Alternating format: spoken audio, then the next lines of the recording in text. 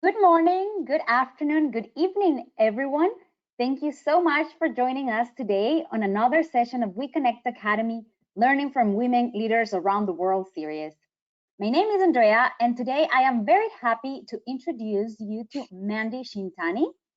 She is the founder of Urban Pollen Inc., a certified Canadian company. She is an occupational therapist and gerontologist by background. In 2005, she developed the Activator and Urban Pulse for fitness and rehabilitation. Ever since, Urban Pollen has been featured over 400 times in the media, and she has become a recognized international speaker. So she knows really well about the process of developing something novel and bringing it to the market. I'll let Mandy introduce herself, but I would like to remind all attendees that you are in listen only mode. So if you have any questions or comments, please write them down in the Q&A box on the GoToWebinar control panel. I will make sure to read them out loud once the webinar is completed. We encourage everybody to do as many questions as possible. The recording of this webinar will be available after today's session, and it will be emailed to all attendees and all registered participants tomorrow. It will also be available on our YouTube channel. So if you cannot stay for the entirety of the webinar, you can check it out later. Thank you so much, Mandy, for being here with us today. Over to you. Thank you so much. And thank you so much for that nice introduction. I'm really excited to do the presentation today. And just before I started, I just wanted to say that, thank you so much for taking the time to attend the presentation. I really hope everyone is safe and well during this time. So I'm just going to turn off the video just because I think there's a lot of overload on their internet systems right now. I think it'll just stream better. But I just wanted to say hello to everyone first.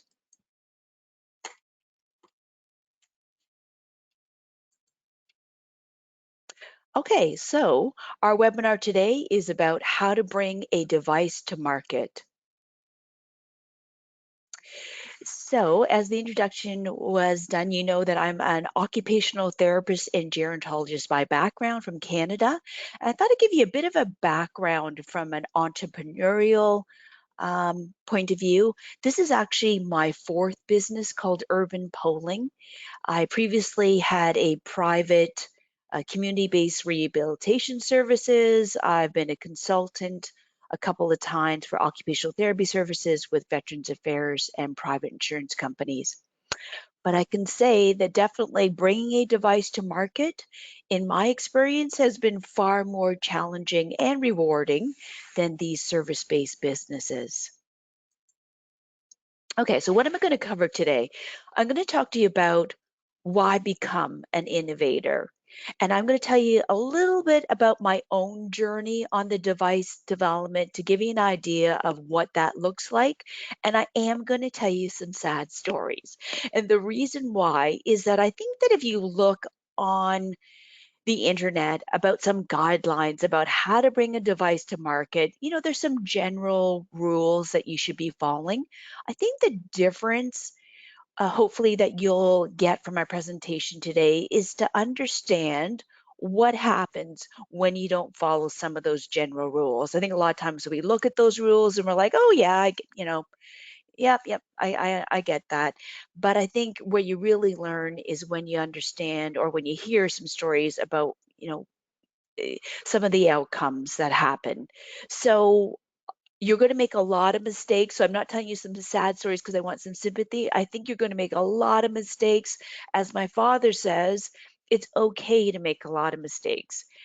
You just want to learn from them. And hopefully you will learn from my mistakes. I'm very excited because I have included some information about devices from some other female innovators, and I've asked them to pass on what they think is their most important tip. And then I'll just finish off with some other tips for getting started and bringing your device to market. Okay, so why be an innovator? First of all, it's incredibly challenging. In one day alone, I can be looking at how do we manage our cash flow, our inventory. The next hour, I can be filming a video, writing a blog article. I'm then on the lawyer talking to them about patents or a trademark issue. And then I get a chance to do conferences like this one on an international basis. And I've been able to travel and meet a lot of interesting people. So it's incredibly challenging. Some people don't like that kind of environment. So you definitely have to be somebody who likes to have a lot of variety in your day. And of course, every day is completely different. I set out doing the day with a list of tasks, and oftentimes those lists of tasks just go right out the window because something critical comes up. It's really exciting to take your idea and to bring it to market. I guess it's like being a parent, or it's like gardening. You start off with a seed and then you get to see it develop and bring it to other people to be able to utilize it. Probably you're bringing something to market because you see a niche or an area in the market that needs to be filled. And, mine's about a medical device or rehabilitation device. So I've been able to enjoy making a difference. I get a lot of feedback from our end users on how it's really changed their lives or made it more enjoyable. So, of course, that's a really fun aspect. And if you've developed something yourself, obviously you've done it from a center point of passion. So you're able to do something that you love. And it really combines, my skills as an occupational therapist and a gerontologist with entrepreneurial interests. So that it's a really interesting way to combine both of them. I think women make fantastic innovators because we have to be very creative. Often we run households where you have to look at, well, what's the resources I've got and how do I make that really exciting and fun for my family and sustainable.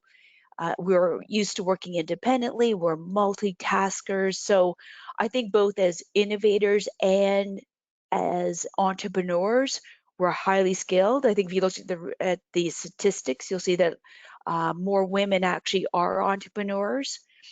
And I just want to say it is our time to be both a designer and an entrepreneur. I definitely felt that in the past, it was a limitation to be a woman, that sometimes you didn't get as much attention. Sometimes it was harder to get through the door.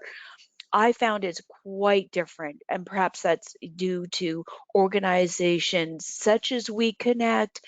And I think the Me Too movement has made a difference, but definitely having this women owned logo has made a difference. And I think what you'll find is that doors are actually being opened because it's a women owned business. So definitely leverage that right now because it does work, and I think we've earned it. It's been a lot of time in the past where we haven't been able to get the exposure that women are really due. So while the end goal is that you want to have a sustainable, profitable company, that road is very unpredictable. So you do need to look at these other areas as well as sustaining you and deciding whether being an innovator and whether these other areas that I mentioned is really going to sustain you as well. So I'm going to talk to you about my journey as a device developer, and this symbol I think is a really good way um, to capture what that looks like. I'm not going to go through this particular logo in a lot of detail because hopefully you're just going to see through my presentation all the different areas. Okay, so it often starts off with a concept or idea. I really got this idea from my Swedish neighbor. I approached her and I asked her, what are the Swedes doing that make them really the healthiest people on the planet, or Scandinavians in general? And she basically said to me that the reason why Scandinavians are so healthy is that they walk, which I thought was really fascinating to begin with when you think about all the complicated things that we do. And she said, but also everyone there does a fitness activity called Nordic walking, which basically is walking with specialized walking poles, as you can see in this picture here. So I had never heard that concept before here in Canada. This is in 2005, so this is 15 years ago. And when I looked at the research, I became very excited because I really felt like this fitness activity could be highly effective for rehabilitation because you've got that bilateral balance, it forces you into that upright position, takes off impact off your painful hip and knee joints, and it's already evidence based. So I really felt that, hey, this could be something that we could use for so many different conditions, whether it's neurological or orthopedic. So the next thing you want to do is you kind of want to look at, well, what's already out there. So I looked at, okay, what do we traditionally provide as uh, therapists? And that is canes, walkers, and crutches. So the walker, for example, is an excellent tool in stability, but people are often crouched over, you're not using your arms, you're not really activating your muscles. And then with a cane, you're leaning to one side. There's a lot of stress on your wrist joint. Whereas when you're using walking poles, you can see nice upright posture. There's a lot of arm swing, mimicking the actual way that we walk. And so I felt there was a lot of benefits to what we're presently using. So your next step is to look at, okay, so you've got the concept, what's already out there in terms of what would be your competition and how can you modify or make that better and how is it presently being used. So basically, my job from here was to look at how do I change the design and how do I use it for rehabilitation? How do I show people and how do I train them on changing this from being a fitness activity to looking at for rehabilitation? So at this point, you're looking at a lot of your concepts for design, perhaps for training, for how you're going to market it. And now what you need to look at is how to protect your concept. So I had this slide a lot lower down. I brought it up for this presentation a lot higher because through my experience, I really believe it's really important to protect your concept from the very beginning. So let me talk to you about some simple ways to do that. And I'm also going to start to include those sad stories right now. So what you can do, some simple ways, I know, getting a lawyer involved can be quite expensive, but some simple things you can do from the beginning is just find, a one pager of an NDA, so that's a non-disclosure agreement, and perhaps have a lawyer review that. Um, and use that when you're discussing your ideas. Sorry, it should say with everyone. The reason why I say this is that in the beginning, in my excitement, I talked about the idea with friends and of course, family members are fine. So friends, family members, people in the industry, therapists, end user.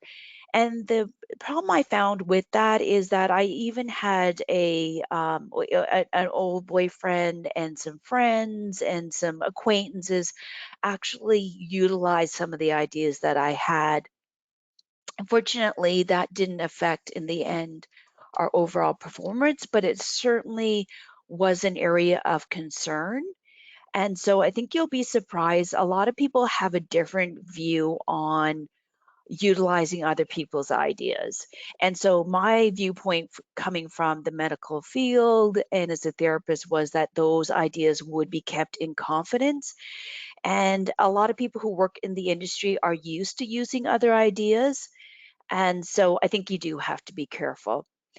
The other thing with patents is that the rules are changing. They're becoming a lot more strict. And here's what I learned from talking to some other entrepreneurs is that you can actually apply for a patent yourself. It's only, I think, believe in United States, it's only about $49 if you do it yourself. So of course, getting a patent is very expensive, but if you just have your idea or concept, you can do it yourself, and then you can change your concept as you move along. So you want to get a lawyer involved, but you don't need to do it right in the beginning. And in the beginning, you may not even move with your idea. So making that small investment in time, I think, is really important. The other thing is I should mention too is that when I initially was looking at the design, I got a lot of feedback from people not to do a patent. And they said that you shouldn't do a patent because it costs a lot of money to protect it. You'll be against some really big companies. And what, in my experience, I actually found initially with the idea is that it wasn't big companies, because I think big companies are going to see first whether your idea works. It actually was from a lot of smaller companies that were really interested in the idea and concept. And I think if you have a patent, it does protect you right from the beginning. And so, and often, as I mentioned, it may not be large companies. It will probably be people who have smaller companies, and that's definitely going to deter them if they feel that you've got legal advice and you've got a lawyer on your team. Okay, also use it with your factory. Okay, so you may be involved in your factory quite early because you want to get an idea what are production costs, what are, the costs for tooling, and particularly if you're working overseas where there is a different culture, there's different language, you want to have that protection. And I'll talk to you later. Oftentimes, it's not the factory that you think that you're dealing with that will be producing your product. If you do it overseas, they may actually contract it out.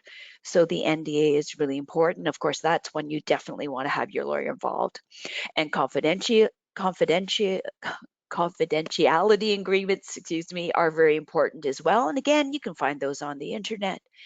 And of course, that's just another extra layer of protection. Once you've got your name, do trademark that as well. And then you do want to look into FDA. So that's the Federal Department of that looks after medical devices. So if you've got anything that's whether that's cosmetic or medical, you want to do look at, what are the guidelines, because that can be quite expensive and a long process as well. So one of the key components is you want to take your idea and you want to bring it to focus groups and individuals. So for me, I actually initially brought it to a woman's walking group as the end users. And I brought it to this group and they absolutely loved the concept. They felt that it was easy. Um, it was, they immediately understood, some of the benefits with utilizing it. And from that first group, I had many women say, you know what, absolutely, I would buy this product. Um, and so I got that really helped spur me in terms of realizing, hey, this could work. What I was really surprised is how much people enjoyed doing it, the fitness activity, and the positive image that they had with it. And then I brought it to therapists as well, and they really felt that it would be effective for their clients. So I think that's really important. And the reason why, here's another sad story, is that why is it so important to bring it both to the people who's going to refer it and to the end user? So when I was doing my master's degree, I looked at a device that you could use to help older people to remember to take their medication. And I brought it to the end user, I brought it to other therapists and other healthcare professionals. They loved it. They thought it was an excellent idea. There was some technology involved with it. And so I ran with the idea. I started working my thesis. What I didn't do was bring it to end users. And when I did bring it to them, they absolutely hated it. They thought the technology was really difficult. They really hated the perception of it. They felt it was quite insulting that I was bringing them a device that would help them to remember their medication, because when you do have memory difficulties, there for a lot of people, they don't want to be reminded of that, or they don't want other people to know about it. So that would have saved me a lot of time and effort, and it would have given me the feedback that I needed right from the very beginning. Okay, so then I looked at, okay, what do I need to modify it? So I decided that if you saw earlier, the poles come with a strap. So we decided it needed to be strapless. I wanted it to be ergonomic, so that it kept the wrist more in a neutral position. It needed a high weight bearing capacity if I wanted people to use it instead of canes, crutches, and walkers, anti-vibration, adjustable, and I wanted to change the tip as well. So what I found with the strap too is that there was a research study that showed that using Nordic walking poles was very safe, but the highest rate of injury was when people were still attached to the pole with a strap, and that most common injury causes this ski or thumb injury. So I wanted to look first at how to make the handle, sorry, ergonomic and strapless with a wide ledge that people could actually press down on, for strengthening, for balance, and for offloading.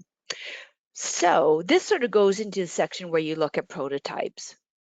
And this is a very long process. You will think that making very small changes is quite easy, but it's funny how one change in design actually results in um, changing the design in another area that you weren't anticipated. So you can just, I just use plasticine that you can see here. And here is where it is cheaper if you can find someone who just has a 3D printer. Maybe you can get access to an engineer through a college. You'll often work with an AutoCAD drawing for tooling. So if you're able to find someone with a 3D printer, of course, that's going to be far cheaper than going to a factory and them doing a bunch of different uh, designs through tooling. Now, in my particular case, sorry, the factory itself actually did the tooling for me, but I'm just going to talk to you about some different options for that. Okay, so right now you might have to look at some financial help as well, or some just help itself getting the tooling and the prototypes done. So you might be able to go to this colleges and universities. You might be able to work with some industrial design students, some mechanical engineers. They've often got labs. They may also even help you with doing some testing with some end users. Go to your government right now, right? For Canada, there is a lot of grants for women-owned businesses, for people who are willing to take their product and take it international. And there's a lot of emphasis right now on innovation. So that isn't a route that I looked at in the beginning, and I wish I had, because there is a lot of grants available. And also through the private sector as well. You may want to reach out to private investors. You can get silent investors. Again, an area that I didn't personally do, but I know that some of the female innovators I'm going to talk to you about later on did reach out to this group. And something that everyone talks to me about, and I think it is a good idea, is Shark's Tank. I'm sure you've all heard of it. It's a TV show where you can bring a product. I think it's a good idea. I know sometimes people are a bit concerned about looking foolish, but I think if you have a well thought out product, you've done some testing, uh, they say that even if you're not accepted, you can get a lot of visibility from these programs. So I definitely think that's a great idea. There's some, there's some fundraisers that you can do on websites. And my apologies, this is the Business Development Bank of Canada, for using that acronym. And so this is a bank that actually is specific for entrepreneurs, don't have the same guidelines that banks have. And so you may or may not have that in the country that you are presently from. Okay, so tooling and looking at your factory. So one of the things I did was I had the production done overseas because here in Canada, unfortunately, there's been a lot of changes and we don't do a lot of manufacturing, which I think is really unfortunate. The challenges with doing it overseas is that it is a different culture. You have to deal with language. You know, when there's small changes to be made, that is a long process because the changes have to be shipped back to you. And so there's a lot different delay. If I was in the US, I think it's more expensive, but you maybe get better communication and it so and you're probably more familiar with the culture, and so that is definitely, I think I would take a look at if I was down in the US. And just that, timelines may not be accurate because if you're dealing with a smaller production to begin with, you will be knocked down the route. You'll be knocked down in terms of your lead time. The factories definitely take a priority on larger productions. So just be aware your timeline for getting your product out may not be accurate according to what your factory is estimating, or you need to have that candid conversation with them right from the beginning. Okay, so testing, I can't tell you the value of testing. However, don't test so long that you never get your product to market. And also, I've seen people test so much that they make a very complicated product, which is really hard to produce.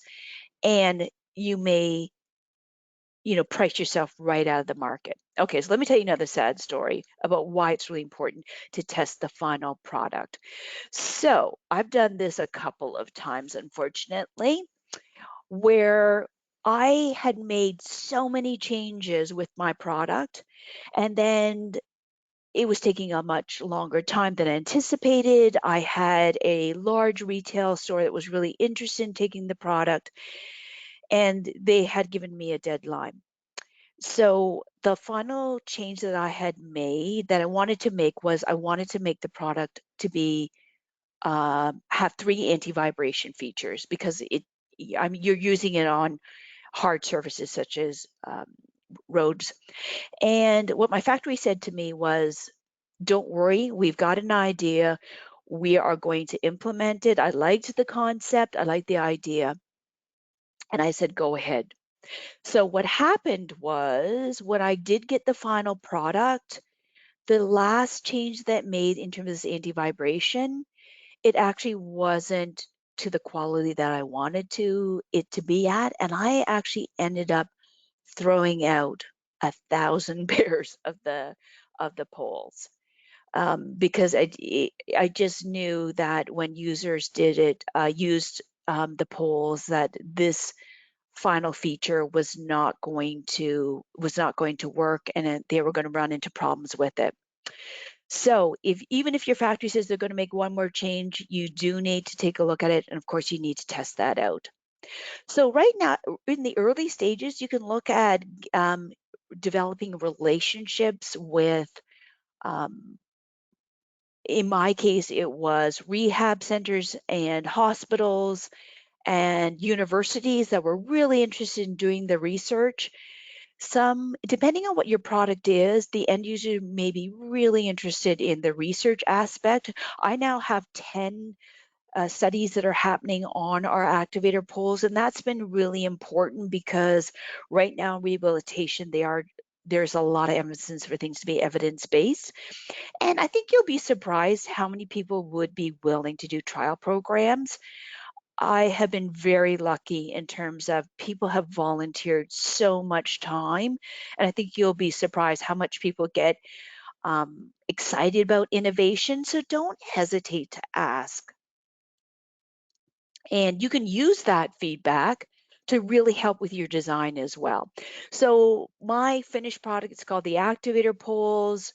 And again, there's that ergonomic handle that I talked about with a really wide base on it to, instead of the strap where again, you can do the offloading core strength thing.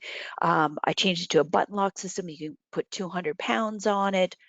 We changed the tip so it's a large circular tip for stability, and it's got the anti-vibration. So I just want to say as well too, your tooling is going to be for any area of your product where you've got a unique design. So it's not just one, it may not just be one aspect, it may be several aspects. So you need to keep that in mind. Okay, so bringing it to market, we used really a multi-prong approach. So we brought it to retailers, and we also sell it at professional pricing or wholesale pricing directly to um, rehabilitation centers or hospitals. We do it online. And we also do it through international distributors. I would suggest you start in your home market because that really helps you to learn mistakes. And it really, one of the problems that people do, one of the most common problems is that they expand too quickly. So what you're going to find is that you're going to bring the product, people are going to be very excited, and you're going to want to expand, and you may overextend yourself. And also, if there's an issue, you want to learn it, I believe, in your home market where people are going to be more forgiving and it's going to be easier for you to make those changes. At the same time, don't wait for international growth. I waited far too long. I waited 12 years, and I was shocked when I went to an entrepreneurial session where some of the women entrepreneurs were thinking in the very early stages about international distribution. And that's going to add far more stability to your company if it's international than when you use it just for your home market. Okay, so you may be listening to me and thinking, wow, this is really challenging. It takes a lot of time and effort and financing. And you may have a great idea and you think, you know what, I'm only interested in the creation aspect, which I totally understand. There are options for that. You can look at licensing out your technology and just getting the royalties. Maybe you can find a large company that wants to add on your product. You can look at private investors who want to take your device to the next level. So I'm talking to you and some of the other female entrepreneurs or innovators that I'll mention later on are bringing the idea from seed to market, but that may be something that you decide in the beginning through this whole entire process that is too much. So there are other options. Okay, so what are the challenges when you bring it to market? Well, as you mentioned, it is unpredictable. It is a bit of a roller coaster, even within one day can be a roller coaster. As I mentioned, it's time consuming. Initially, I thought it would only take me a few years to really make a change in practice amongst rehabilitation therapists. And what I found is that, and I can say this as being a therapist myself, people are slow to change. So if you're looking at a change in practice, it may take you much longer. And in fact, I had someone advise me that sometimes a change in practice can be about 10 to 15 years. You will hit on a lot more legal issues than you anticipated. Like what I didn't anticipate is that even with our trademark name of urban polling, I had several people in the beginning actually utilize our name. So you do have to be prepared to protect your product. And so I would say even in the first couple of years, there were, I would say, anywhere 4 to 6 times where I had to have a discussion with another company um, about utilizing just our trade name. And you may find it's not financially, viable. One thing I think is really important to do in the beginning is pricing. I think as women, we tend to underprice our products. And that would be one thing that I would advise you on. It is challenging to change your product. I really wanted to make our product accessible for everyone. So I wanted to produce a really high quality product and make it affordable. That is the challenge for sure, and it's also a challenge to increase it. So that's one advice I would say.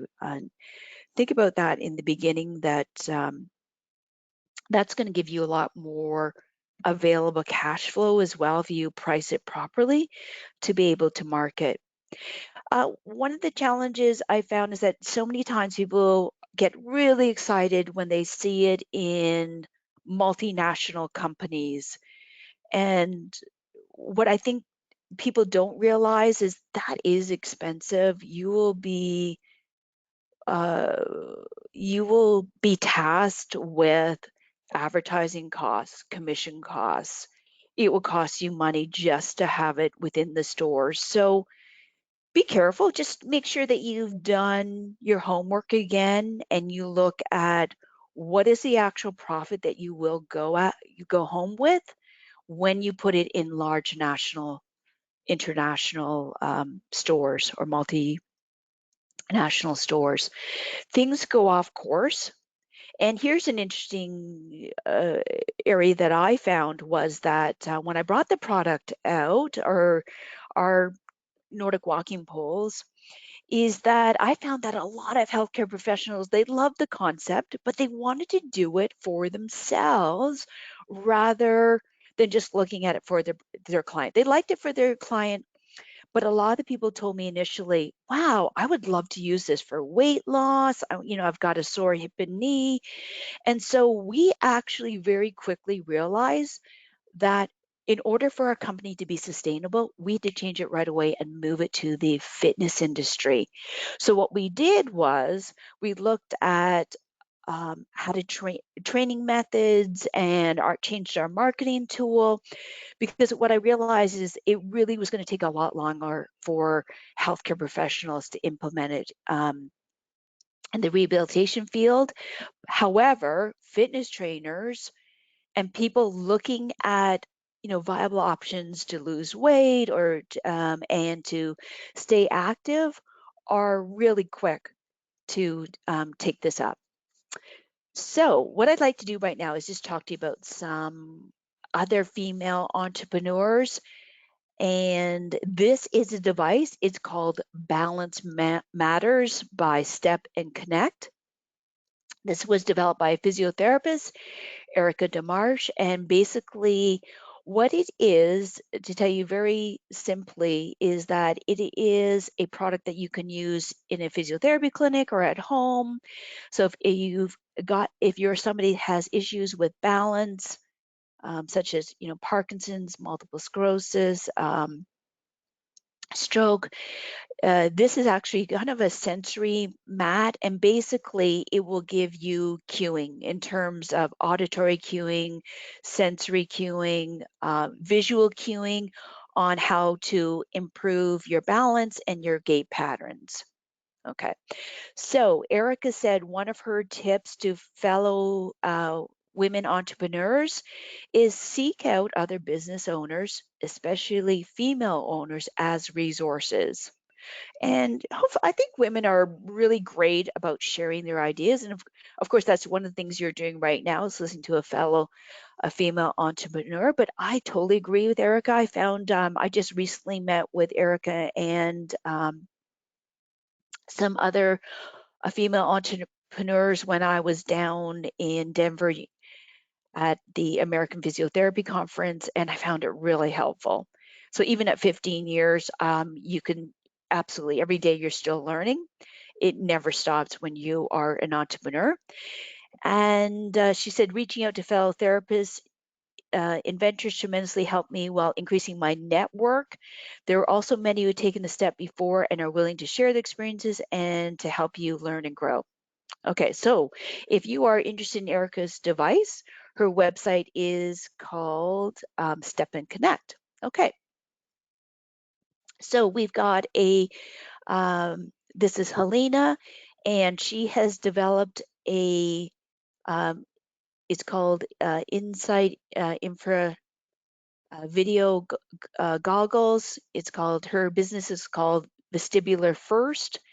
And basically, this is the device for clinicians to visualize and record patient eye movements in those with dizziness, vertigo, or imbalance, and to assist with diagnosis.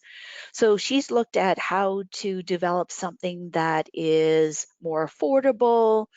She's got free software that you can use it with your own laptop. So she's taken a concept and looked at how to make it simple, easy to use, and portable. And Helene has given me quite a few tips to pass on here. So again, she's talked about the patent lawyer, and here's a couple links that she has put here that you can use to find patent lawyers. And she's got here, it takes 1 to 2 years to obtain a patent from filing. That's to get approval. So if you need FDA clearance for your product, she's saying get a regulatory consultant. So if it is, there's different classifications for the FDA product. Mine's in class 1. That's fairly straightforward. When you go past class 1, absolutely, I think that's a great idea to get a consultant. And because they can, they can share their experience um, with your device. They can help you to make sure it's classified correctly, and they can just help you out with that journey, which can be a bit complicated. And she's got here prototype designer.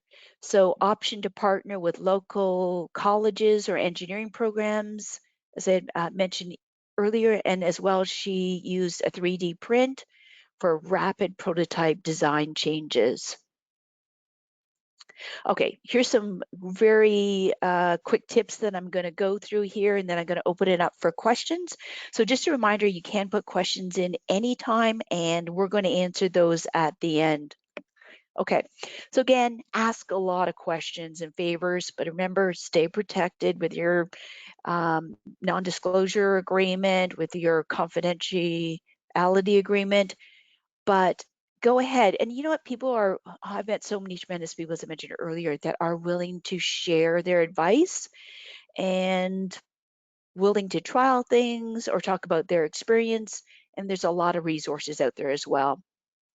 You want to do business planning right from the beginning. That never stops. You want to look at short and long term, and that will really help you out with your cash flow and really helping you decide, um, do you want to go the full distance? And what is that going to look like over the years?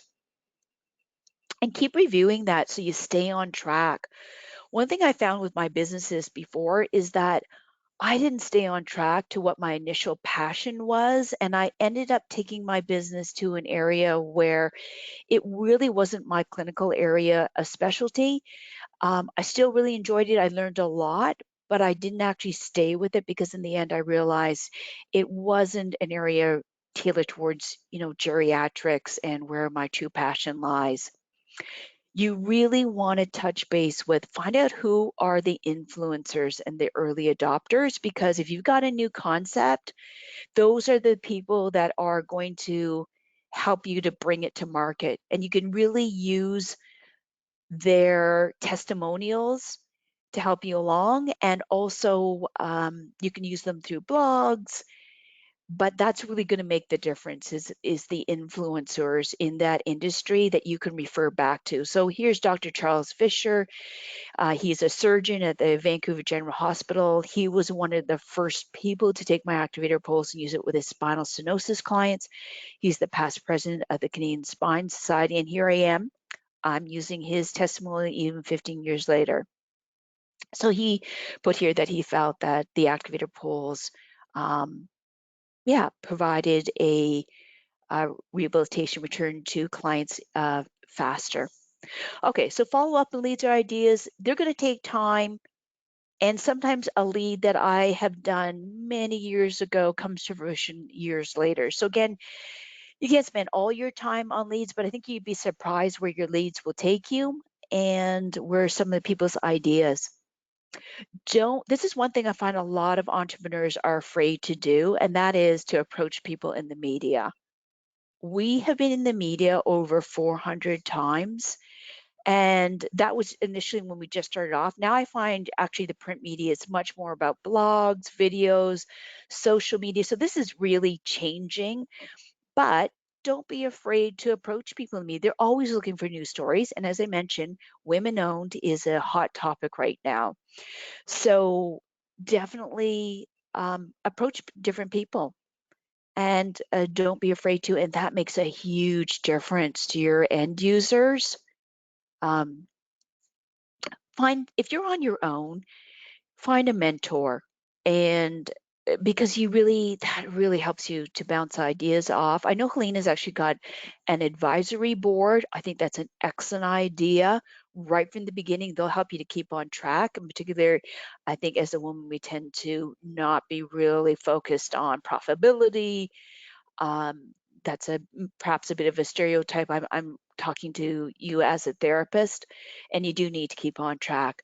Or you need to find a partner. I've got an excellent partner that her name is Deanne Oliver. She's got more of a business background. She's a real go-getter. We have the same values. And I'll just let you know, I found my mentor through a nonprofit organization called the Women's Entrepreneur Center. This is Margot. She was excellent. She had a lot of experience with bringing devices to market already. And she gave me a lot of great tips on how to bring it to the international market. A lot of people retired and they love consulting and assisting you. So, and you may find through this is a Master's of Business degree and an MBA. You may find a student who's ready to help you out. And then if you've got research behind it, don't be afraid to do presentations like I am doing right now. And I find this is a great way not only to contribute to your own profession, you're bringing a device that's going to make a difference, but it's also a great way to promote awareness. Okay. One thing I hadn't anticipated is how much training that would be required. So initially I just thought, I'll put it on my website. We actually now have a full day program. So people need to be trained properly on how to use your device. So one thing you may not have anticipated is the development of proper guidelines and protocols to make it really easy to use and that they have enough confidence to be able to use it as well. Okay. And the final thing I want to talk to you about is virtual learning. This is a huge topic right now, especially during COVID-19. Melissa McConnelly, she's another female entrepreneur. Her company is called PD Warrior. It is a group of really innovative exercises that you can do for people with Parkinson's that really promotes large movements. And she actually organized a conference called Insight 2020. She had 9,000 participants. So really she featured lots of other different presenters. It was really to help bring Parkinson's into the forefront about new devices, new programs. But as a result, she actually had 9,000 and was also able to create awareness about her own program as well. Okay, so I have left the last 12 minutes open for questions, and so please feel free to add them in if you haven't had a chance yet. Thank you, Mandy. Yes, I would like to encourage all the attendees to type down their questions. We have a few minutes here, so this is a once in a lifetime opportunity for you to ask Mandy any questions you may have. So let's give everybody a few seconds.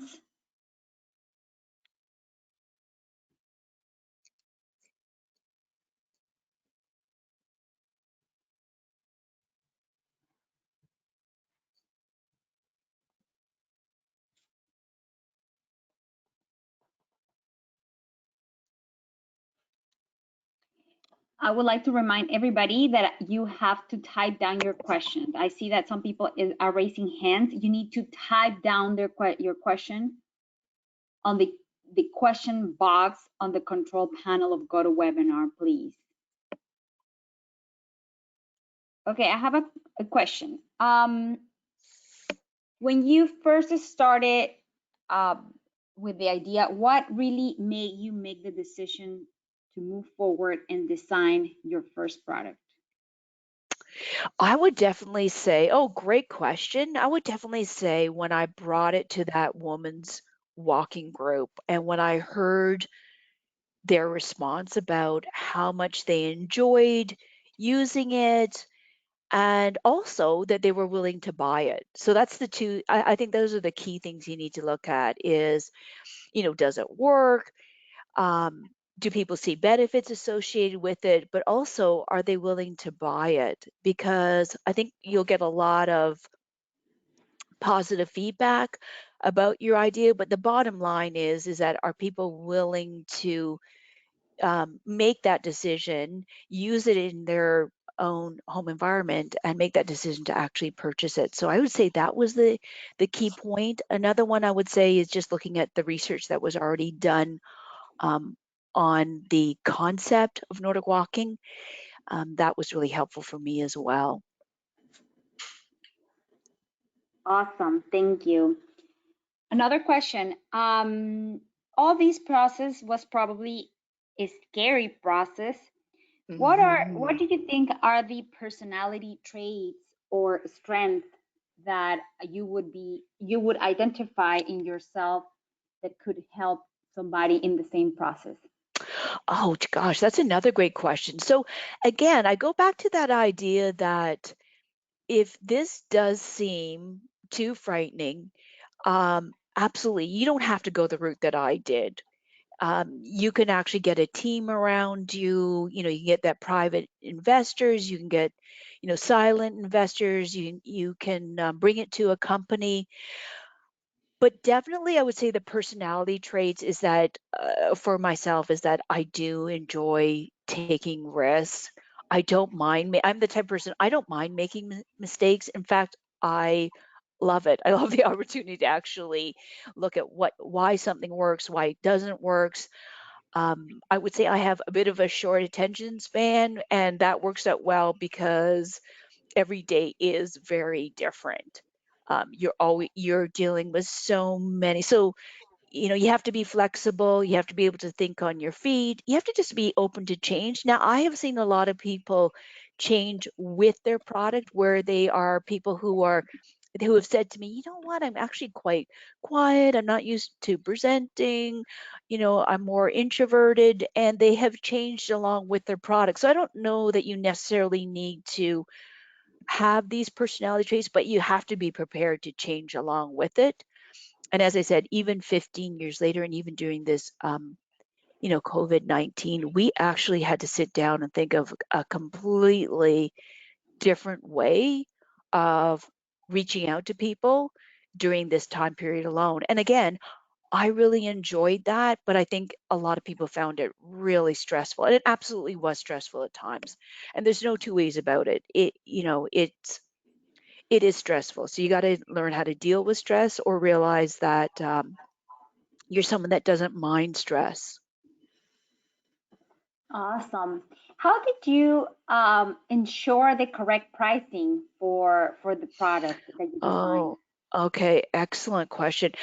I did test that out as well. Now, unfortunately, what I think you'll find is that the challenge with that I found for myself was that I brought it to a lot of therapists, and therapists are always looking at what is the most economical way to provide a product to their clients. So I don't know necessarily that was the best route to go.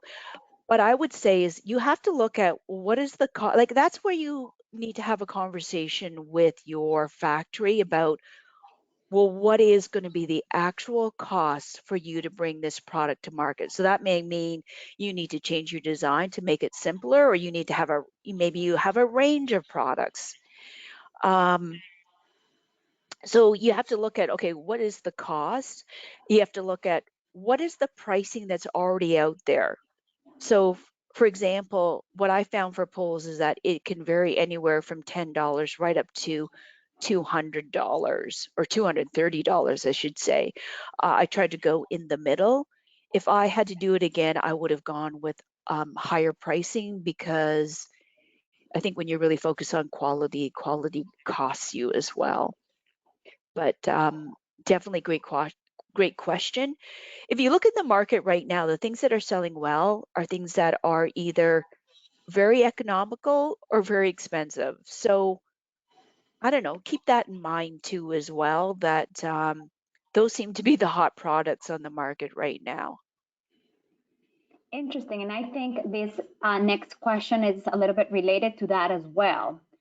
So thank you for the presentation, Mandy. Regarding user groups doing testing for feedback, what alternatives can you deploy if your demo units or prototypes are not cheap to distribute to even key people? So if you Okay. have one or two expensive Hmm. prototypes that you need Yeah. feedback on, what else can you do than hand it to Hmm. multiple users? Hmm. Well, absolutely. I mean, just so you know, I took something that was already often what you can do is you can find something in the market that is similar. So you can take that to user groups and then say to them, hey, look, I'm taking this design, but I'm going to modify it. I'm going to change it. So what do you think about that? If I had it tailored more to, what your concerns would be, and you're going to get some great feedback on that. So absolutely, I hear what you're saying. You don't want to spend all the money to develop something and then not even know if it's going to work. So even taking your ideas, okay, let's say you can't find anything, bring your ideas to someone. Again, bring your NDA, bring your confidentiality agreement along with you, but you can absolutely get people to conceptualize whether your idea is going to work or not. And again, I think you'd be surprised how many people will be open to listening to you. Got it. That's a great advice. And also about pricing, because you also talked a little bit about the patent cost and proper protection. Mhm, mhm, Um, they would like to know if you could maybe provide more or less an average of how much should they expect mm, to yeah, spend on protecting their device or product. yeah. I mean, that's definitely one of the more expensive. So I can just tell you from my own experience, it varies anywhere from so just so you know, I did 2 different patents. I have what they call a design patent and I have a functional patent. So design patent means that you're protecting what your product kind of looks like. Functional patent means you're protecting what your device can actually do. So you may not need both of those, and definitely a design patent is that's way more economical, and maybe that's all you need too. That would run you, I'm just talking from a Canadian perspective, that's about 3 to 6,000. Now I've got a simpler device. I'm sure if you talk to someone, the ladies that I showed you earlier on, that probably their patents were more expensive, and I would assume they probably did a functional patent. That's going to run you anywhere from, I would say, 6 to 15,000, because the challenges too is that you do need to defend your patent. So the initial filing is not too expensive. That's a few thousand. Where it gets more expensive is if you have to defend your design because there's something that's similar that's out there. Now you may not decide to go that level because you at that level you may decide, you know what, this isn't feasible. So that's why I say I think it's still important to apply for the patent. As I mentioned earlier, you can do that yourself, or find someone that can assist you. That's quite economical. You definitely want to get a lawyer involved once you got the patent idea completed. And but again, you may decide you don't want to defend it. You may at that point decide it's your years in and it's not worth it. So Okay. And did you plan at the start how long you wanted your polls to last? Is it something you thought about at the beginning? for for sure, for sure. And you know what? I really wanted to develop something that people could use, you know, almost for a lifetime. That again, you have to weigh that with how much that's going to cost you to produce. So, but for sure, you do want to look at, and that's why too the testing really helps. And just so you know, your factory actually can help you with the testing, so you don't have to have the product out there for years. Our factory can actually test what would be the impact of someone using it for years because they've got so you don't have to have it with your user groups. There's a lot of different testing centers that you can go to help to determine how long your device will last for. These are Nice. amazing questions. Thank you so much. Yeah, and Um, we've wow. run out of time, but the last one, do you recommend a book or author that helped you during your journey? Oh, um, gosh, I didn't look at books. I actually spent more. I'm just the type of person that I mean, I love to read. I'm a huge reader for fiction, but I found it more helpful, honestly, just talking with people, and that's how just the type of learner I am. But I think there is tons of great information on the internet, and I probably should have read some books. So absolutely, I do recommend that. I have used coaches before as well. I've used coaches a few times, and as I mentioned, I've got mentors, but um, I think there's probably tons of excellent books that are out there. Awesome. Thank you so much, Mandy. And thank you so much, everybody. Just reminding you that this webinar has been recorded and you will receive a follow-up email tomorrow on your inbox. So, and it would also be on our YouTube channel. So feel free to take a look at the recording if you missed anything of it or if you would like to take another look. Thank you so much, Mandy, for your time and your amazing webinar. Have a great day, everybody. Thank you so much, everyone, and take care. And I hope you stay well and safe. Bye bye. Bye. Thank you.